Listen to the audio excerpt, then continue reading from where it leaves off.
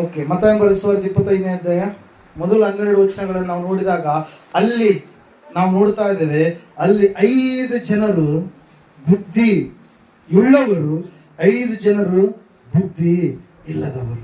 ಇವರನ್ನ ಯಾಕೆ ಬುದ್ಧಿ ಉಳ್ಳವರು ಅಂತೇಳಿ ಸತ್ಯವೇದ ಕರಿತಾ ಇದೆ, ಇವರನ್ನು ಯಾಕೆ ಬುದ್ಧಿ ಇಲ್ಲದವರು ಅಂತೇಳಿ ಸತ್ಯವೇದ ಕರಿತಾ ಇದೆ ಅಂತಂದ್ರೆ, ಅವರು ಸಿದ್ಧರಾಗಿ ಇದ್ದಾರೆ ಪ್ರಿಯರೇ. ಯಾವುದಕ್ಕಾಗಿ ಸಿದ್ಧರಾಗಿದ್ದಾರೆ? ಮದಲಿಂಗನು ಬರಲಿಕ್ಕಿದ್ದಾನೆ.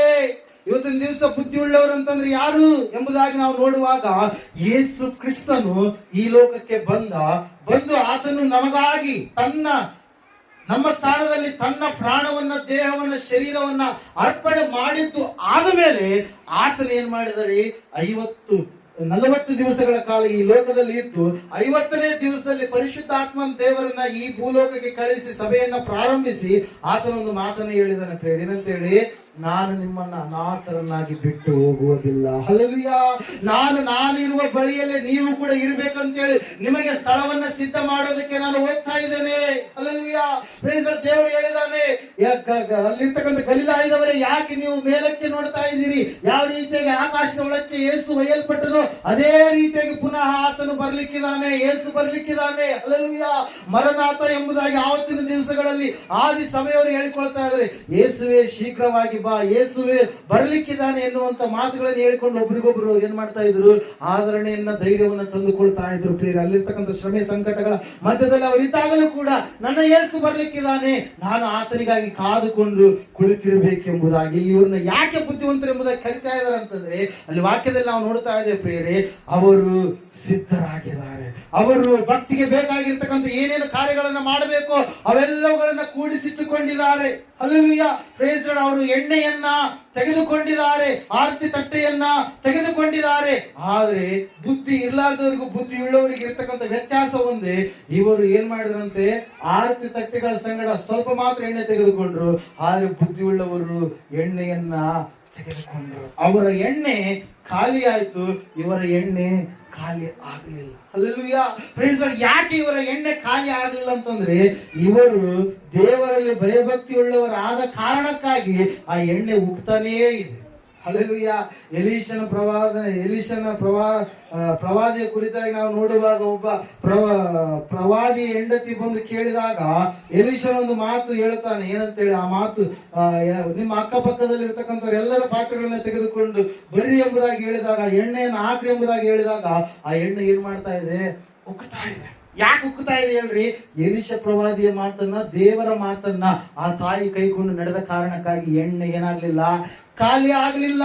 ಹಲ್ಲೆಲೂಯಾ. ಇವರು ಬುದ್ಧಿ ಉಳ್ಳವರಾಗಿದ್ದಾರೆ. ಕಾರಣ ಏನಂತಂದ್ರೆ, ಇವರು ದೇವರ ಮಾತನ್ನ ಕೈಕೊಂಡು ನಡೀತಾ ಇದ್ದಾರೆ. ಅವರ ಎಣ್ಣೆ ಖಾಲಿ ಆಗ್ತಾ ಇಲ್ಲ, ಅವರ ಅಭಿಷೇಕ ಖಾಲಿ ಆಗ್ತಾ ಇಲ್ಲ, ಅವರ ಭಕ್ತಿಯ ಜೀವಿತ ಖಾಲಿ ಆಗ್ತಾ ಇಲ್ಲ, ಅವರ ಪ್ರಾರ್ಥನೆ ಖಾಲಿ ಆಗ್ತಾ ಇಲ್ಲ.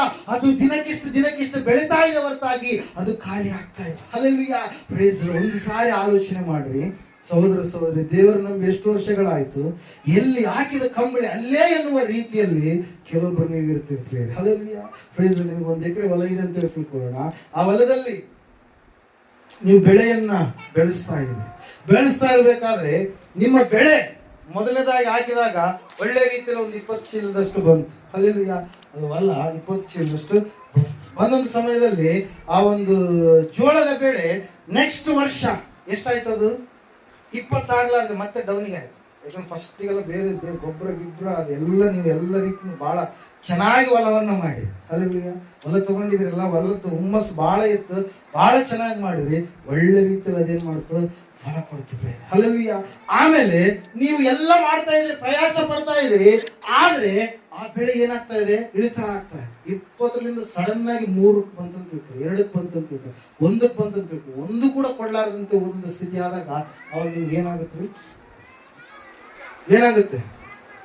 ಹೇಳಿ, ಮಾತಾಡಿ, ಬಾಯಿಗಳ ಏನಾಗುತ್ತೆ? 20 ಇದ್ದಿದ್ದು 40ಕ್ಕೆ ಬಂದ್ರೆ ಸಂತೋಷ ಆಗುತ್ತಾ? 20 ಇದ್ದಿದ್ದು 0ಕ್ಕೆ ಬಂದ್ರೆ ಸಂತೋಷ ಆಗುತ್ತೆ. 20 ಇದ್ದಿದ್ದು 40ಕ್ಕೆ ಹೋದ್ರೆ ಅಯ್ಯೋ ಎಷ್ಟು ಫಲ ಕೊಡ್ತಲ್ಲ, ನಾನು ಎಷ್ಟು ಪ್ರಯಾಸ ಪಟ್ಟೆ, ನಾನು ಪ್ರಯಾಸ ಪಟ್ಟದಕ್ಕೆ ಫಲ ಕೊಡ್ತಲ್ಲ ಎಂಬುದಾಗಿ ಆ ರೈತ ಬಹಳ ಸಂತೋಷ ಪಡ್ತಾನೆ. ಹಲ್ಲೆಲೂಯಾ. ದೇವ್ರ ವಾಕ್ಯ ಹೇಳ್ತಾ ಇದ್ರೆ ನೀವೆಲ್ಲರೂ ಕೂಡ ಏನಾಗಿದ್ದೀರಿ? ಹೊಲಗಳಾಗಿದ್ದೀರಿ. ಹಲ್ಲೆಲೂಯಾ. Praise lord. ದೇವರು ಇಲ್ಲಿ ಬಿತ್ತುವವನನ್ನಾಗಿ ದೇವರು ನಮ್ಮನ್ನ ಇಟ್ಟಿದ್ದಾರೆ ಪ್ರಿಯರೇ. ಹಲ್ಲೆಲೂಯಾ. ಇಟ್ಟಂತ ಸಮಯದಲ್ಲಿ ಬೀಜಗಳನ್ನು ಬಿತ್ತಿದಾಗ ನಿಮ್ಮಲ್ಲಿ ಬೀಜ ಬರಲಾರ್ದೆ ಬರೇ ಕಳೆನೆ ಬಂತಂತ ಹೇಳ್ತಾರೆ. ಹಲ್ಲೆಲೂಯಾ. ಹಲ್ಲೆಲೂಯಾ. ಬರೇ ಕಳೆನೇ ಬಂತು, ಅಸಲು ಫಲನೇ ಸಿಗ್ತಾ ಇದೆ.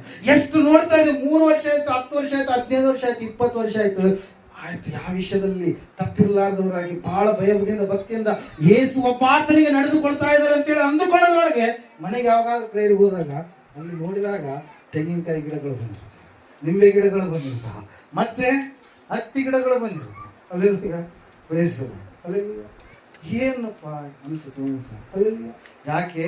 ಇವರು ಇನ್ನೂ ಕೂಡ ದೇವರಿಗೆ ಮೆಚ್ಚುಗೆ ಆದಂತ ರೀತಿಯಲ್ಲಿ ಫಲ ಕೊಡುವ ಮಕ್ಕಳಾಗಿ ಇವರು ಜೀವಿಸ್ತಾ ಇಲ್ಲ. ಅವ್ರೇನಂತಾರ ಇವ್ರೇನಂತಾರ ಅಂತೇಳಿ ನಾವು ಫೋಟೋ ತೆಗೆದ್ರೆ ಅವ್ರು ಏನು ಅನ್ಕೊಂಡು ಯಾರು ಯಾಕೆ ಅನ್ಕೊಂತ ಅಲ್ಲೆಲ್ಲ. ನಿನಗೇನಾದ್ರು ತಂದಾಗ್ತಾರ, ನಿನಗೇನಾದ್ರು ಅವ್ರೇನಾದ್ರು ಸಾಲ ಕೊಟ್ಟು ಸಾಲ ತೀರಿಸ್ತಾರ ಅಲ್ಲೆಲ್ಲ. ಏನಾದ್ರು ಮಾಡ್ತಾರೆ ನಿಮಗೆ? ಏನು ಮಾಡಲ್ಲ ಅಲ್ಲೆಲ್ಲ. ಪ್ರೇಸರ ಏನಂತ ಹೇಳ್ತೀವಿ? ಇಲ್ಲರಿ ಮಕ್ಕಳು ಮದುವೆ ಅದ್ರಿ ಇದ್ರಿ ಆ ಟೈಮಲ್ಲಿ ಏನೇನಾಗಬೇಕು ದೇವರು ಅದನ್ನ ನಡೆಸ್ತಾನೆ, ನೆರವೇರಿಸ್ತಾನೆ. ನೀನು ಆತನಿಗೆ ಸರಿಯಾದ ರೀತಿಯಲ್ಲಿ ಇದ್ದಿದ್ದೆ ಆದ್ರೆ ಆತನು ಎಲ್ಲವನ್ನು ಕೂಡ ಸುರಕ್ಷಿತವಾಗಿ ನಡೆಸ್ತಾನೆ, ನೆರವೇರಿಸ್ತಾನೆ. ಹಲ್ಲೆಲೂಯಾ. ಆದ್ರೆ ನೀನ್ ಏನ್ ಮಾಡ್ತೀಯ? ಸ್ವಬುದ್ಧಿಯನ್ನ ಆಧಾರ ಮಾಡಿಕೊಳ್ತೀಯ. ಹಲ್ಲೆಲೂಯಾ. ಯಾವ ಬುದ್ಧಿ ಅದು? ಸ್ವಬುದ್ಧಿ. ಅವ್ರೇನ್ ಅನ್ಕೊಂತಾರ, ಇವ್ರೇನ್ ಅನ್ಕೊಂತಾರ, ನನಗೇನಾಗ್ಬಿಡ್ತು, ಅವ್ರಿಗೇನಾಗ್ಬಿಡ್ತು ಅಂತೇಳಿ ತೆಂಗಿನಕಾಯಿ ಗಿಡ ತಂದ್ಕೊಂತೀಯ, ನಿಂಬೆ ಗಿಡ ತಂದ್ಕೊಂತೀಯ, ಹತ್ತಿ ಗಿಡ ತಂದ್ಕೊಂತೀಯ. ಆಮೇಲೆ ಏನ್ ಮಾಡ್ತೀಯ?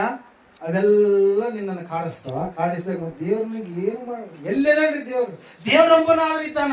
ಭಕ್ತವಂತರು ಮಾತಾಡ್ತಾರೆ ಮತ್ತೇನಂತ ಹೇಳಿ, ದೇವ್ರೊಬ್ಬನಿದ್ರೆ ನನಗೆ ಯಾಕೆ ಹಿಂಗ ಆಗ್ತಾ ಇತ್ತು? ಅಲ್ಲೆಲ್ಲೂಯಾ.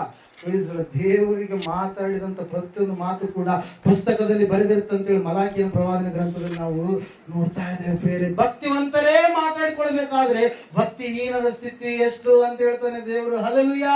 ಅದಕ್ಕಾಗಿ ಸಹೋದರ ಸಹೋದರಿಯೇ, ನಿನ್ನನ್ನು ನೋಡುವ ಆತನು, ನಿನ್ನನ್ನು ಕಾಯುವ ಆತನು, ನಿನಗೆ ಜೀವನ ಕೊಟ್ಟ ಆತನು, ಸೃಷ್ಟಿಕರ್ತನ ಆ ದೇವರಿಗೆ ನೀನು ಸಿದ್ಧಳಾಗಿ ನಿಂತುಕೊಳ್ಬೇಕು.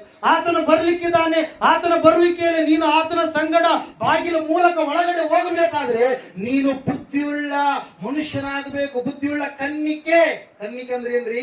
ಕೆಡಿಸಿಕೊಳ್ಳಲಾರದು, ಅಶುದ್ಧಳಾಗಲಾರದು. ಅಲ್ಲಲ್ವಿಯಾ. ನೀನು ದಾನಿಯಲ್ಲಿ ಹೇಳ್ತಾನೆ, ಅಯ್ಯೋ ನನ್ನನ್ನು ನಾನು ಅಶುದ್ಧ ಮಾಡಿಕೊಳ್ಳಲಾರನು ಎಂಬುದಾಗಿ ನೆನೆಸಿ ದಾನಿಯಲ್ಲಿ ಏನ್ ಮಾಡ್ತಾನ್ರಿ? ಅಲ್ಲಿರ್ತಕ್ಕಂಥ ಕಂಚುಕಿಯನ್ನು ಹೇಳಿದಾಗ ಆತನು ರಾಜಭೋಗದ ಒಂದು ರಾಜ ಆಹಾರವನ್ನು ಬಿಟ್ಟು ಹಂದಿ ಮಾಂಸ ಮತ್ತು ಆ ಒಂದು ದ್ರಾಕ್ಷರಸ ಮತ್ತೆ ಸುರಾಪಾನ ಬಿಟ್ಟು ಏನ್ ಮಾಡಿದ್ರು? ಅವರಿಗೆ ಕುಡಿಯಲಿಕ್ಕೆ ನೀರನ್ನ, ತಿನ್ನಲಿಕ್ಕೆ ಒಳ್ಳೆ ಕಾಯಿಪಲ್ಯವನ್ನು ಕೊಟ್ಟ ಕಾರಣಕ್ಕಾಗಿ ಅವರು ತಮ್ಮ ದೇಹವನ್ನ ಕೆಡಿಸಿಕೊಳ್ಳಾರದೆ ಇದ್ದ ಕಾರಣಕ್ಕಾಗಿ ದೇವರು ಅವರಿಗೆ ಎಷ್ಟು ಕೊಟ್ಟನಂತೆ? ಬುದ್ಧಿ ಎಷ್ಟು ಕೊಟ್ಟನಂತೆ? ಎಲ್ಲ ದೇಶದಲ್ಲಿ ಇರ್ತಕ್ಕಂಥ ಎಲ್ಲಾ ಜನರ ಮಧ್ಯದಲ್ಲಿ 10 ಪಟ್ಟು ಬುದ್ಧಿಯನ್ನು ಹೆಚ್ಚು ಕೊಟ್ಟರು ಪ್ರಿಯರೇ. ಹಲ್ಲೆಲೂಯಾ. ದೇವರ ವಾಕ್ಯ ಹೇಳ್ತಾ ಇದೆ, ಸಹೋದರ ಸಹೋದರಿ, ಇನ್ನೆಷ್ಟರವರೆಗೆ ನೀನು ದೇವರ ಮಾತನ್ನ ಕೇಳಿಯೂ ಕೂಡ ಅಲ್ಲದ ಕಾರ್ಯದ ಕಡೆಗೆ ಹೋಗ್ತೀವಿ. ದೇವರು ಒಬ್ಬಾತನೆಂಬುದಾಗಿ ನಿನ್ನ ಬಾಯಿ ಕೂಡ ಹೇಳ್ತಾ ಇದೆ. ದೇವರುಗಳನ್ನು ತನ್ನ ನಾಲಿಗೆ ದೇವರನ್ನು ಆತನು ಒಬ್ಬಾತನೇ ಇದ್ದಾನೆ. ಹಲ್ಲೆಲೂಯಾ. ಆಕಾಶ ಒಂದೇ ಇರುವ ಹಾಗೆ, ಕಣ್ಣಿಗೆ ಕಾಣುವಂತ ಸೂರ್ಯನು ಒಂದೇ ಇರುವ ಹಾಗೆ, ಚಂದ್ರನು ಒಂದೇ ಇರುವ ಹಾಗೆ, ಭೂಮಿ ಒಂದೇ ಇರುವ ಹಾಗೆ ದೇವರು ಕೂಡ ಒಬ್ಬಾತನೇ. ಆ ದೇವರು ಯಾರಂತೇಳಿ ನಿನಗೆ ತಿಳಿಸಿದಾಗಲೂ ಕೂಡ ಇನ್ನು ನನಗೆ ಕಳೆನೇ ಬೇಕು, ಕೆಟ್ಟದ್ದೇ ಬೇಕು, ಪಾಪನೇ ಬೇಕಂತೇಳಿ ಹೋಗಿ ನಿನ್ನ ಮಾತುಗಳ ಮೂಲಕವಾಗಲಿ, ನಡತೆಯ ಮೂಲಕವಾಗಲಿ, ಆಲೋಚನೆ ಮೂಲಕವಾಗಲಿ ನೀನು ಸಿದ್ಧವಾಗಲಾರದ ಸ್ಥಿತಿಯಲ್ಲಿದ್ದರೆ ನೀನು ಕೈಬಿಡಲ್ಪಡ್ತೀವಿ. ಇವ್ರನ್ನ ಯಾಕೆ ಬುದ್ಧಿ ಇಲ್ಲದ ಕನ್ನಿಕರಂತ ಇದ್ದಾರೆ ಅಂದ್ರೆ, ಅವರು ಎಲ್ಲರ ಮಧ್ಯದಲ್ಲಿ ಗುಂಪಿನಲ್ಲಿ ಏನಂತಾರೆ? ಗುಂಪಿನಾಗ ಏನಂತಾರೆ? ಏನೋ ಅಂತಾರೆ. ಆಮೇಲೆ ವೈಯಕ್ತಿಕವಾಗಿದ್ದಾಗ ದೇವರು ನಿನ್ನ ವೈಯಕ್ತಿಕ ಜೀವಿತವನ್ನು ನೋಡುವಾತನಾಗಿದ್ದಾನೆ. ಸಾಮೂಹಿಕವಾಗಿ ಕೂಡ ಅದೇ ರೀತಿಯಾಗಿ ಇರ್ಬೇಕಂತ ಹೇಳಿ ದೇವರು ಬಯಸುವವನಾಗಿದ್ದಾನೆ ಪ್ರಿಯರೇ. ಅಲ್ಲಿ ನಾವು ನೋಡ್ತಾ ಇದ್ದೇವೆ ಬುದ್ಧಿಯುಳ್ಳ ಕನ್ನಿಕೆಯರು. ಯಾಕಂದ್ರೆ ಅವರು ಮದಲಿಂಗನನ್ನ ಎದುರುಗೊಳ್ಳೋದಕ್ಕೆ ಸಿದ್ಧರಾಗಿ, ಶುದ್ಧರಾಗಿ, ಆತನನ್ನ ಕಾಯಲಿಕ್ಕೆ ಬದ್ಧರಾದಂತ ಜೀವಿತವನ್ನ ಮಾಡಿಕೊಂಡ್ರು. ತುತ್ತೂರು ಊದಿದಾಗ ಅವರು ಎದ್ರು ತಮ್ಮ ಆರತಿ ತಟ್ಟೆಗಳನ್ನ ರೆಡಿ ಮಾಡಿಕೊಂಡು, ಎಣ್ಣೆ ಹಾಕಿಕೊಂಡು, ದೀಪ ಹಚ್ಕೊಂಡು ಆತನನ್ನು ಎದುರುಗೊಂಡ್ರು ಪ್ರಿಯರೇ. ಹಲ್ಲೆಲೂಯಾ.